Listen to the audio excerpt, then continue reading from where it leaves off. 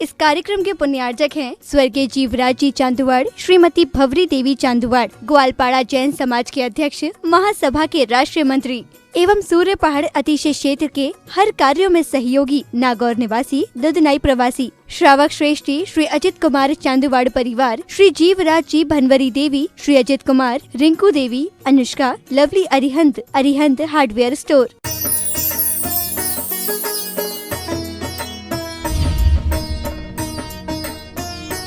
और अगर तुमने कभी ये अवलवाद करने का प्रयास किया, श्रुत का अवलवाद नहीं करना चाहिए।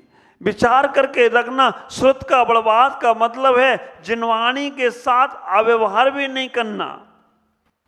कहीं से उठाई कहीं डाल दी, बिना भाव नहीं करना। जिनसे ज्ञान लिया उनका नाम नहीं छिपाना। बहुत विस्तार अभी नहीं करूंगा, क्योंकि 8 कर्मों को अभी आपको आश्रम रुकाना है। 8 कर्मों के आश्रम से बच गए एक बार आप, तो कम से कम हम उस सिद्धत की पूजा करना सार्थक करेंगे। दर्शन मोहिनी, केवली, श्रुत, संग, संग मुनि, केवली, श्रुत, संग। संग किसे कहती है? आप विचार करके रखना। मुनि, आर्का, श्रावक, श्रावका, ये चारों का संग होता है। अब कहीं कहीं लोगों ने कह दिया आर्काएं संग में होती हैं, वो संग नहीं होता है। अब बात कर रहे हो आप विचार करके रखना। 3 प्रकार का संग आचार्यों ने बताया है। एक संग बताया है ऋषि, मुनि, यति, अनगार, ये चारों को भी संग कहते हैं। दूसरे आचार कहते हैं मुनि, आर्का, श्रावक, श्रावका, इनको भी संग कहते हैं। और तीसरा एक और आचार कहते हैं सम्यक दर्शन, सम्यक ज्ञान, सम्यक चारित और सम्यक तप। ये चारों को आराधना करना भी तुम्हारा संग है। ये हमारा संग है, ये तुम्हारा संग है। ये सब संगवाद में पहले ज्ञान, दर्शन, चारित और तप, इन चारों की चतुर्वेणी को हम संग कहते हैं। इनमें अवलवाद नहीं करना, मुनिराजों के साथ अवलवाद नहीं करना, संघ का अवलवाद नहीं करना, संघ की चर्या के बारे में कुछ गलत नहीं बोलना। आप विचार करके रखना, अगर हम ऐसा करते हैं दर्शन मोहिनी का आश्रय होगा। धर्म के साथ हम गलत व्यवहार करते हैं, धर्म में हिंसा के भाव आते हैं। अहिंसा में धर्म, इसको धर्म पालने से कुछ नहीं होगा, असुर जाति के देव बनेंगे। धर्म तो वो है खाओ पियो मौज मस्ती मनाओ। विचार करना, धर्म का बर्बाद करना ये भी तुम्हारे दर्शन मोहिनी का आश्रय है। और देवों का बर्बाद करना, देवों का बर्बाद कैसे? स्वर्ग के देव होते हैं ना, ये मांसाहारी होते हैं, ये शराब पीते हैं। व्यंतर जाति के देव होते हैं ना, काले कलूटे होते हैं, भूत प्रेत। आप देखते होंगे भूत का नाम सुनते ही आपके चेहरे में, आपके मन स्थिति में ये फीलिंग आ जाती है कि बहुत काला होगा, बहुत भयंकर होगा, है ना। आप विचार करना, भूत ये सब बहुत सुंदर देव होते हैं, बहुत सुंदर देव। कामदेव जैसे सुंदरता इनके पास होती है। हाँ, अब ये कभी कभी मिथ्या दृष्टि आदि भी देव होते हैं, वो रूप बदल लेते हैं। उन रूपों को लेकर हम सोचने लगते हैं। ये कभी भी ये विचार करके रखना, हम लोगों के मन में एक धारणा चलती है ये आत्मा भटक रही है। कोई मर जाए समय से पहले अकाल मृत्यु के कारण, तो हम लोग सोचते हैं आत्मा भटक रही है, ये आत्मा अभी तक कहीं इसको श्राद्ध दान करो, कहीं ये करो। ये सब भ्रांतियां तोड़ने का प्रयास करो। कोई भी जीव मरण को प्राप्त होता है, 4 समय में उसका जन्म कहीं ना कहीं हो ही जाता है। कोई आत्मा नहीं भटकती है। कभी आप लोग कहते हो कि हमें दिख रहे हैं बार बार सपने में, वो मर गए सपने में दिख रहे हैं। कोई बात नहीं, वो बुला रहे तुम्हें अपने पास, चले जाना, लेकिन भटक नहीं रहे हैं। नहीं तो कई बार हमारे मन में ये आ जाता है, ये भूत आ गया, ये बेंतर आ गया, है ना। ऊपर से भूत तो आ जाए तो क्या करते हो? एक हम अपने जीवन की घटना छोटी सी बता देते हैं आपको। मैं गया पदमपुरा, राजेश भाई जयपुर में है, गए होगे, वहां भूत आ जाते हैं लोगों के पास, वहां पर देवियों के भूत आ जाते हैं। और भूत आते हैं तो घूमते हैं घूमते हैं घूमते हैं, बहुत ज्यादा घूमते हैं। मैंने कहा यार हमें आज भूत नहीं देखे आज तक, हमने अभी देख ले चल के पद्मपुरा में। और पद्मपुरा में जब भूत देखने गया तो मैं शाम को 8 बजे मैंने कहा आज रात भर मंदिर में बैठूंगा, और मंदिर में जाके बैठ गया। 8 बजे तक तो कोई दिखा नहीं। हमने कि और बेटे थोड़ी देर में आएगा, थोड़ी देर में आएगा। और 9 बजे देखा तो 8 बजे से कोई घूम रहा होगा बाहर, बोले महाराज बाहर आ गया है। मेरे साथ 4-5 बच्चे थे। आप विचार करके रखना, बोला बाहर एक लेडीज आई है और उसके बाल बड़े बड़े हैं और वो घूम रही, परिक्रमा लगा रही मंदिर की, पद्मपुरा की। बाहर आ गया महाराज, चलो जल्दी से अंदर ही आ जाएगा। मैंने कहा यार देखता हूं, आने तो दो उसको। आप ख्याल करके रखना। और जब हमने देखा तो 9 बजे के बाद वो अंदर आ गई। 7-8 बजे थे, 9 बजे के बाद अंदर आ गई। और हम जैसे भगवान बैठे यहीं बैठे साधना कर रहा था, आने के बाद वहां मंदिर के अंदर की परिक्रमा करने लग गई। करते करते लोग तो जो थे मेरे पास 8-10 बच्चे थे, 4-5 तो गायब, 2-4 रह गए। और आते आते वो जो समय ज्यादा होने लगा, उसको भी भूत को मालूम था कि मंदिर बंद होने का समय है, तो वो आकर वहीं भगवान के पास आकर बैठ गई। हम जहां बैठे थे बगल में ही आकर वो बिल्कुल मतलब 1-2 हाथ की दूरी पर। जैसे वो वहां बैठी 2 हाथ की दूरी पर, जो 3-4 बच्चे मेरे पास बचे थे उसमें भी से गायब एक रह गया। अब मैं अकेला बेटा साधना कर, मैं देखता हूं आज करेगी क्या है भूत। आप विचार करके रखना। और झूमती रही और मैं कुछ नहीं बोला। मैंने ये क्या करेगी। एक बच्चा इसलिए बैठा रहा कि कहीं ये पकड़ ना ले महाराज को, तो हम तो बगल में बैठे ही रहे, हम हिम्मत से अब बैठे रहे। आधा घंटा में कुछ नहीं बोला, थक गई वो घूमते घूमते घूमते घूमते। उसने बाल ऐसे लिया हाथ और जमीन पर धम, और जैसी जमीन पे हाथ मारा जो बगल में बच्चा था वो भी भाग गया। वो भी कहा भागो यहाँ से, अब तो होता नहीं, अब महाराज तो गए काम से। मैंने कि देखता। और थोड़ी देर बाद अब मैं अकेला, मैंने कि भगवान आज हमें पक्का ही देखना है, अब आप इसके दिखा देना। आधे घंटे बाद थक गया, मंदिर का माली है, चलो भैया दरवाजा बंद होना है। वो भूत प्रेत उठे, दरवाजे बंद होने चले गए बाहर। ख्याल होते हैं, मना नहीं है, लेकिन जो हमने मन में धारणाएं बना रखी हैं, ऐसा करते हैं वैसा करते हैं, इन भ्रांतियों से दूर हो जाओ। विचार करके रखना, ये सब देवी देवता होते हैं, लेकिन देवों का बर्बाद मत करो। देव असुर वाले होते हैं, देव सुर वाले होते हैं। कई बार ऐसी घटनाएं घट जाती हैं। मैं आपसे कहना चाहता हूं, केवली श्रुत संग धर्म देवा बर्बाद, इनके अवड़बाद से बचो। जो भगवान ने कहा है हमारी समझ में नहीं आ रहा है, कोई बात नहीं, लेकिन हमें भगवान ने कहा है वो सही है। मैं कई बार सोचता हूं उन नादान लोगों के बारे में जो केवली का बर्बाद कर रहे हैं, श्रुत का बर्बाद कर रहे हैं, संघ का बर्बाद कर रहे हैं, धर्म का बर्बाद कर रहे हैं, देवों का बर्बाद कर रहे हैं। उन्हें दर्शन मोहिनी कर्म का आश्रय होगा, और दर्शन मोहिनी कर्म का आश्रय एक बार अगर हो जाए, सम्यक दर्शन की प्राप्ति नहीं होगी। विचार करना, विषय विवादित है, लेकिन फिर भी आपके मंदिर में पद्मावती छेदपाल बैठी है। लेकिन आप विचार करके रखना, पद्मावती छेदपाल भी मंदिर में बैठे हैं और ये सम्यक दृष्टि देव हैं। लेकिन कुछ लोगों ने इनको भी मिथ्या दृष्टि बोलकर इनको मंदिर के बाहर करा दिया। किसका बर्बाद कर रहे हो तुम?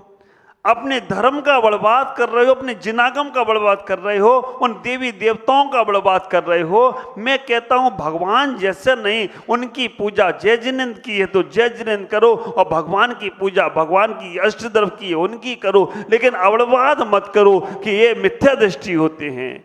भगवान के मंदिर में समोसल में सम्यक दृष्टि जीव ही पहुंचते हैं।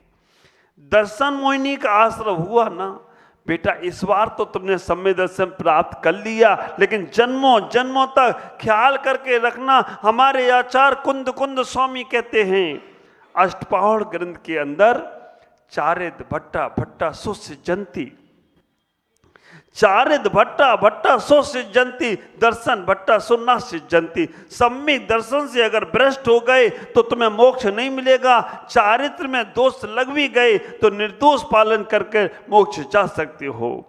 तो दर्शन मोहिनी का आश्रम नहीं करना। चारित्र मोहिनी का आश्रम कैसे हो रहा है?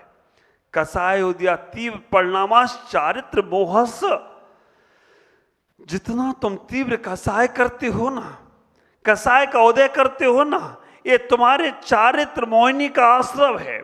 चारित्रधारियों में निंदा करते हो, चारित्रधारियों की आलोचना करते हो, ये सब तुम्हारे चारित्र मोहिनी का आश्रम है।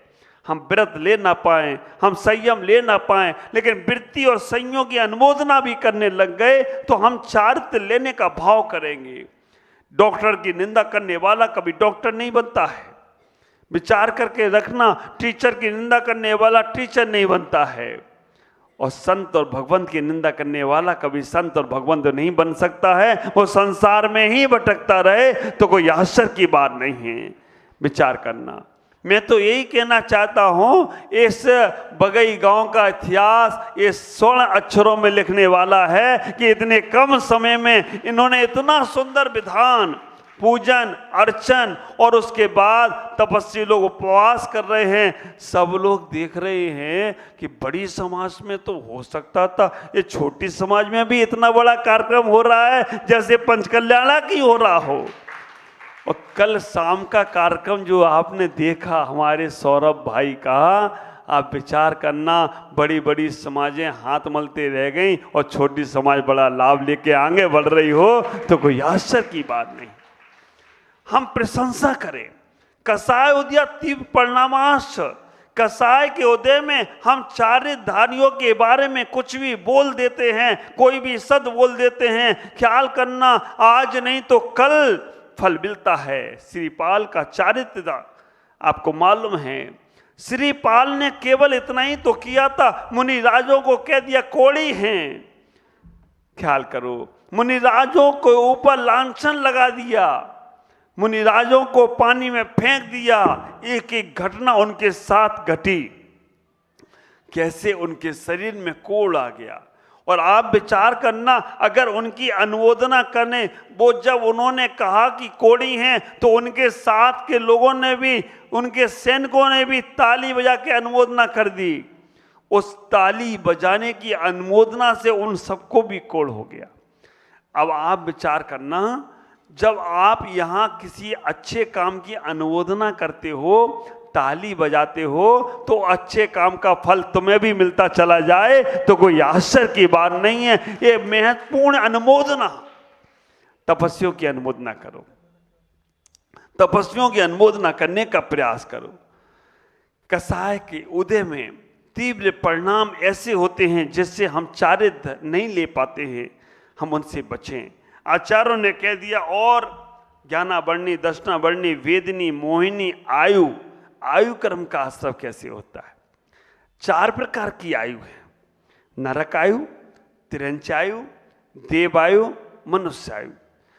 नरक आयु के आश्रम का कारण आचार्य बता रहे हैं यहाँ पर, बहु आरंभ परिग्रह नारकस सहा। बहुत आरंभ और परिग्रह तुम्हारे नरक आयु के आश्रम में कारण है। जितना आरंभ से बचोगी उतना तुम्हारे नरक आयु का आश्रम कम होगा, और आरंभ और परिग्रह ज्यादा करोगे तो आश्रम नरक आयु का होगा। दूसरे नंबर पे कहा तिरंच गति का आश्रम माया त्रिगुणस। मायाचारी करने से तिरंच आयु का आश्रम होता है। छल कपट झूठ जो हम बोल रहे हैं, ये सब से तुम्हारे तिरंच आयु का आश्रय होगा। आचार्य कह रहे हैं कि मनुष्य का करना है स्वभाव मार्दवमचा। अगर तुम अल्प आरंभ करते हो, अल्प कसाय करते हो, तो तुम्हारे मनुष्य आयु का आश्रय होगा। आप विचार करना, परिणाम मंद रखते हो तो हमारे को मनुष्य आयु का आश्रय होगा। मंद परिणामी ही द्वारा मनुष्य बनेगा। देवताओं के लिए कह दिया सम्यक्तम चा, सराग संयमा आदि। जब हम व्रत नियम संयम लेते हैं, सम्यत को प्राप्त करते हैं, तो देव आयु का आश्रय होता है। ख्याल करना, आयु के बाद गोत्र, परात्म निंदा स्व प्रशंसा नीच गोत्र बंधस्य। हम दूसरों की निंदा करते हैं, स्वयं की प्रशंसा करते हैं, इससे नीच गोत्र का आश्रय होता है। और दूसरों की प्रशंसा करो और स्वयं की आलोचना करो, इससे उच्च गोत्र का आश्रय होता है। आचार्य ने कह दिया, हमारे जो शरीर में नाम कर्म है, नाम कर्म के आश्रय के लिए आचार्य कह देते हैं कि नाम कर्म का आश्रय कैसे हो रहा है। तो आचार्य उमा स्वामी महाराज नाम कर्म के आश्रय के लिए कहते हैं कि योग वक्रता भी संवादनम चा शुभ से नामना।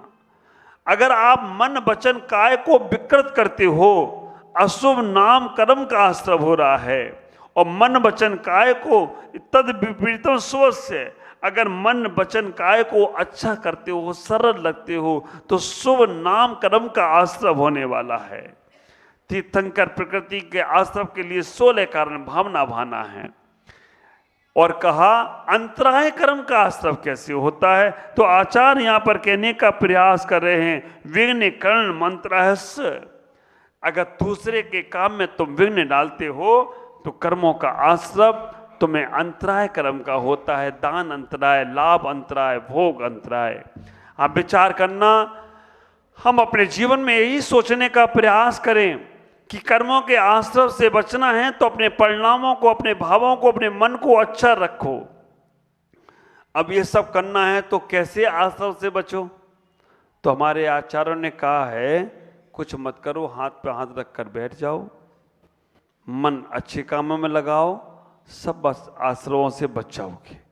लेकिन घर के काम करना है, परिवार के काम करना है, संसार के काम करना है, लेकिन ये भाव हमारे समझ में आ जाएं कि ये सारे के सारे कार्य हमारे आश्रम में कारण हैं, और ये सारे के सारे आश्रम हमारे तीर्थंकर ने रोक दिए, खत्म कर दिए, नष्ट कर दिए, नाबूद कर दिए, और वो सिद्धालय में जाकर विराजमान हो गए। वो इस सिद्धालय में हमें जाना है, वो इस सिद्धालय में हमें बैठना है। तो हम आज अपने मन में ये भाव बना के रखें, ज्ञानावंडी कर्म के आश्रय से रोकने के लिए संक्षेप में इतना ही समझ लो, हमें ज्ञानियों की निंदा नहीं करना। दर्शनावंडी कर्म के आश्रय से रोकने के लिए इतना ही सोच लो, हमें भगवान के दर्शन में किसी को रोकना नहीं है। वेदनी कर्म से सुख और दुख में समता का भाव रखना है। मोहिनी कर्म से हमें कभी कोई अवड़बाद नहीं करना है। वृत्ति और चारिधारियों की हमें अनुमोदना करना है। अब विचार करना, हम इनके आश्रमों से बचेंगे तो हमारा जीवन बहुत बहुत आनंदित होगा। 51वां ध्वजा दिवस महोत्सव, पहले हमारे यहाँ केसरिया रंग की ध्वजा चलती थी, लेकिन आचार्य विद्यानंद जी महाराज जो आज नहीं हैं, उन्होंने 51 साल पहले इस पचरंगा ध्वजा को फहराना शुरू किया था।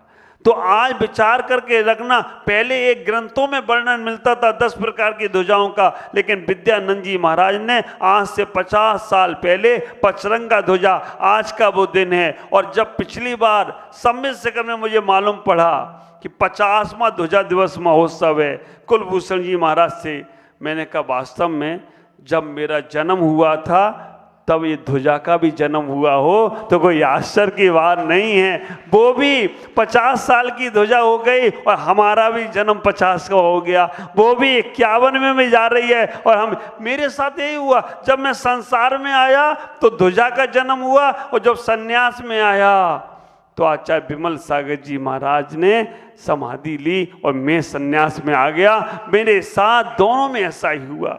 मैं आपसे कहना चाहता हूँ, और एक बात का ख्याल करना, आज इस सिद्ध पूजा आराधना में हमने 8 कर्मों का बहुत सुंदर हमारे पंडित जी साहब भी समझा रहे हैं, लेकिन एक एक पंक्तियों को पढ़ना, क्योंकि मेरे को ये 8 सिद्ध चक्र की आराधना 8 दिनों में आपके दिलों तक पहुंचाना है। इसलिए आज इतना ही कहूँगा कि हम सिद्धों की आराधना को जानें, समझें और इन 8 कर्मों से बचने का प्रयास करें। ओम नमः।